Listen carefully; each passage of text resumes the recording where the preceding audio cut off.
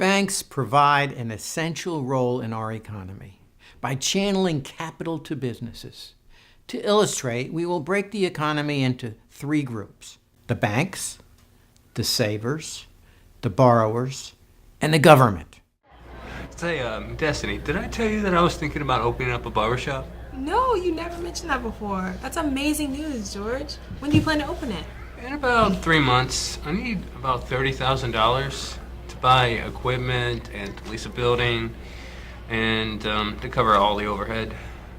Say, Destiny, do you think maybe I could borrow some money from you? You said last week that you had about $5,000 extra lying around? Well, I would like to help you, George, but I don't know anything about the barber business. What if I want to use that money to buy something else or pay for an emergency? I actually decided that after a meal, I was going to go deposit it at the bank. At least there, I can withdraw it whenever I want, and they pay me interest.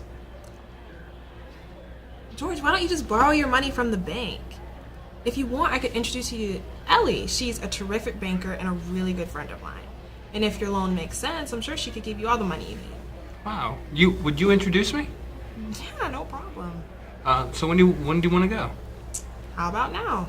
Yeah, terrific. Let's go. Terrific. Hey, Destiny. What brings you to the bank today? I want to deposit a check, but first I want to introduce you to a friend of mine. This is George, and George, this is my favorite banker, Ellie. Thank you for the compliment. It's a pleasure to meet you, George. Oh, the pleasure's all mine. You come highly recommended. George here is opening up a barber shop, and I've known him for years, so I know he's super honest and he's really hardworking, and I'm sure he'll do well. Well, thank you for the referral. Oh, do you want me to take care of your deposit? No need to wait in the long tower line. Yes, that would be great, actually. I'm in a bit of a hurry, so here's a check. And I'll drop by later to pick up the receipt. So take care and good luck. Thanks, Destiny. Thanks, Destiny. Sit down, George. Thank you. I'd like to learn more about you, your barbershop, and your banking needs. Good news! Ellie approved George's loan and he opened his barbershop.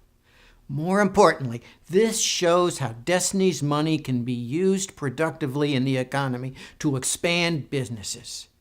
Destiny didn't want to invest in George's business, but in a way she did. Did Ellie use Destiny's cash to lend to George? Not directly, but it's the bank's role to use other people's savings and channel it into productive investments that help the economy grow. Bankers furnish the expertise to evaluate whether a business is viable and worth the risk. Destiny doesn't have that expertise. Banks have the resources to collect a defaulted loan. Destiny doesn't want to get into the collection business and ruin her friendship with George. Did Ellie take cash from the bank's vault and deposit it directly into George's account? No, she did not need to do that. Instead, George opened an account, giving him access to the funds he needed, and she credited his account. She knew that it was very unlikely that George, Destiny, and her other depositors would want to withdraw their cash from her bank on the same day.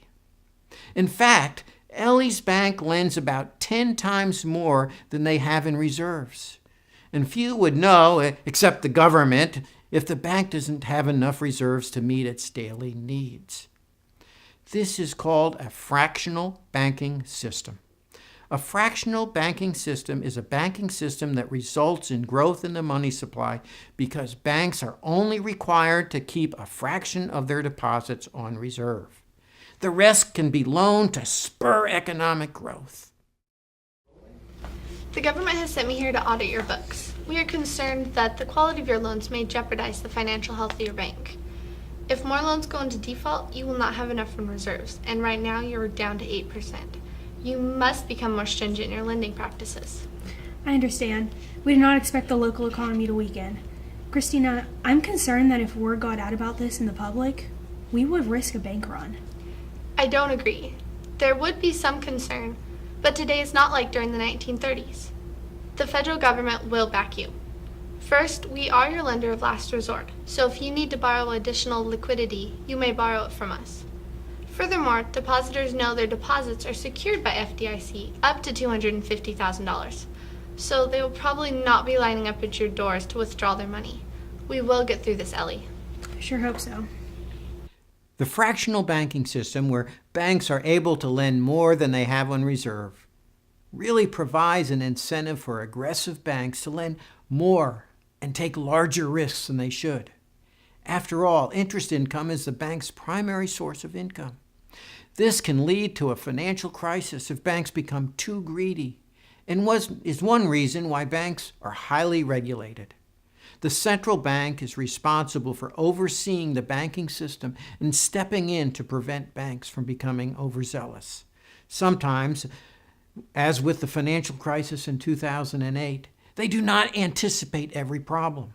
However, most economists agree that the aggressive move by the Federal Reserve to increase liquidity in the economy helped prevent an even worse crisis. But just as importantly, since 1933, when the FDIC was established, no depositor has lost a single penny that was deposited in a bank insured by the Federal Deposit Insurance Corporation. To learn more, please visit our website for our free economics lessons at www.higherrockeducation.org.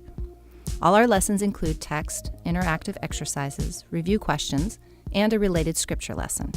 Thank you.